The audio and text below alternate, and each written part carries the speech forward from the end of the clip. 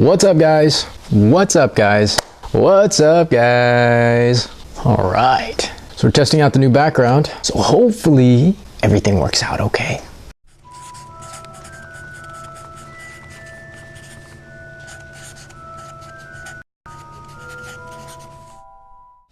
All right, guys. So welcome to Ronnie's Reviews. My name is Ronnie's Reviews. No, it's not.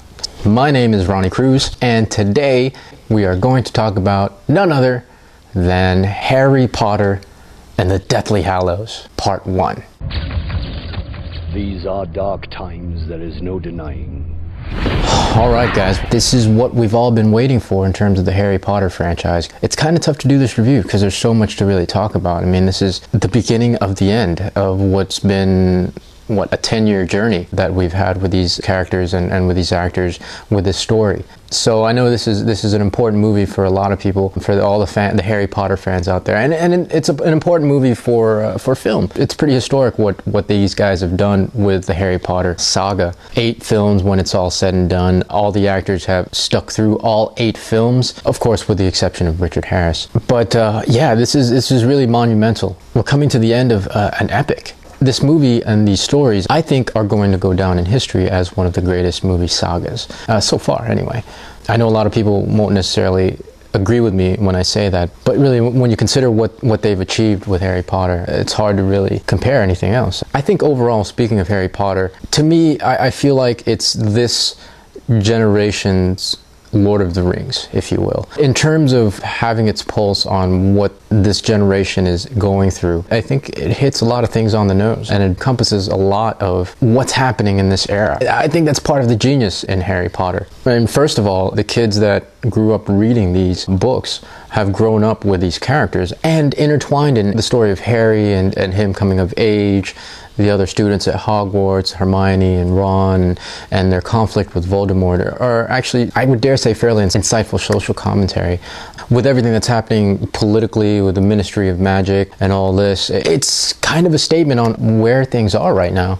Now, in terms of the movie, I really enjoyed this installment on a lot of levels. To me, from what I saw, the stakes were really high and things were more real this time for Harry, and not that they weren't real before, you know, with everything that he's gone through, but in the past, story-wise anyway, in the past it was kind of in the bubble of Hogwarts, and he was in that environment of the school, and he had the professors and the other adults helping him out. This one, not so much. Like I said, it's real now. The end is nigh. The movie had so much urgency to it because the stakes are really high.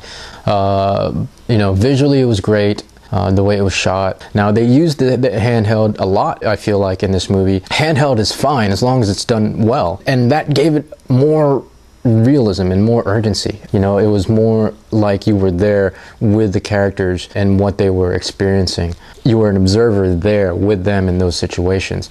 And I really liked it. I really liked it. To me, it felt like a departure from the other films. I mean, it upped the stakes a lot in this movie. You know, the other films didn't necessarily have that in terms of how it was shot. The soundtrack and the score for the film was awesome. It didn't have that typical Harry Potter theme. It's almost a lullaby, really, that we've heard through the past films. The score was very intense and was really just added to the emotion of the scenes. And at times, when there was a lot going on, there was no music. That even added more to the intensity and more to the realism and the urgency of everything that's happening. It's tough to talk about the film separately from the story in the books. It just goes to show the strength of the world that J.K. Rowling has created compared to other contemporary fantasy tales. It's such a complete world that she's painted. I compare it to something like Tolkien's Lord of the Rings. It's a really good movie, guys. The only real drawback for me is that I have to wait 6 months to know how it all ends. And I'm really excited. I just really liked it. I just really liked this movie, and I know I'm kind of rambling on, not hitting on any actual points. They're closing out strong, guys, so don't miss this movie. I might actually go watch it again. I liked it that much. Because it's worth watching. It really is worth watching. The story is solid.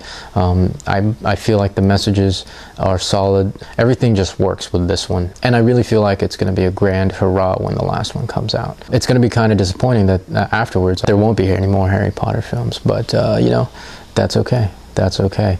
We'll always have the DVDs to play at home. I know I'm rambling. So in terms of the grading scale, I will give Harry Potter, The Deathly Hallows, Part 1. What am I going to give it? What am I going to give it, guys? What am I going to give it? Alright, in terms of the grading scale, guys, I'm going to give Harry Potter and the Deathly Hallows Part 1 4.5 Matt Damons. So that's it, guys. This is Ronnie Cruz. I'm going to sign out. By the time this releases, it's going to be the Thanksgiving weekend.